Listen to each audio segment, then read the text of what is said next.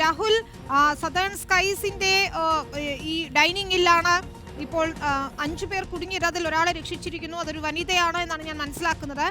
ബാക്കിയുള്ളവരുടെ എന്തായാലും പരിഭ്രമിച്ചിരിക്കുന്ന ഒരു അവസ്ഥയായിരിക്കുമല്ലോ. ഉടൻ തന്നെ മറ്റുള്ളവരെ കൂടി താഴെ ഇറക്കേണ്ടതുണ്ട്. കുട്ടികൾ ഉൾപ്പെടെ ഉണ്ട് അല്ലേ?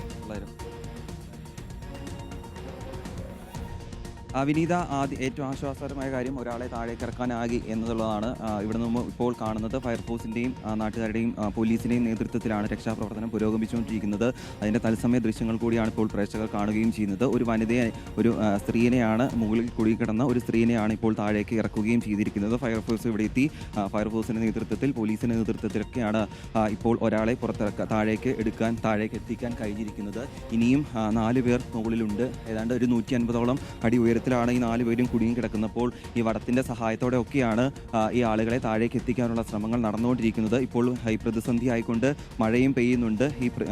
ഈ രക്ഷാപ്രവർത്തനത്തിന് മഴയും വെല്ലുവിളിയാകുന്നുണ്ട് എന്നതും എടുത്തു പറയേണ്ട കാര്യങ്ങൾ കൂടിയാണ്. എന്താണെങ്കിലും ഒരാളെ താഴേക്ക് ഇറക്കാനായി എന്നത് ഏറ്റവും ആശ്വാസകരമായ കാര്യമാണ്. ഇനിയും 4 പേരുണ്ട്. അതിൽ 2 വയസ്സുള്ള കുട്ടിയും 4 വയസ്സുള്ള കുട്ടിയും ഉൾപ്പെടെ 2 മുതിർന്നവരുമുണ്ട്. അങ്ങനെ 4 പേരാണ് ഇനിയും മുകളിലുള്ളത്. ഈ 4 പേരെയും താഴേക്ക് എത്തിക്കുക എന്നുള്ളതാണ് ഏറ്റവും പ്രതിസന്ധിയായിട്ടുള്ള കാര്യവും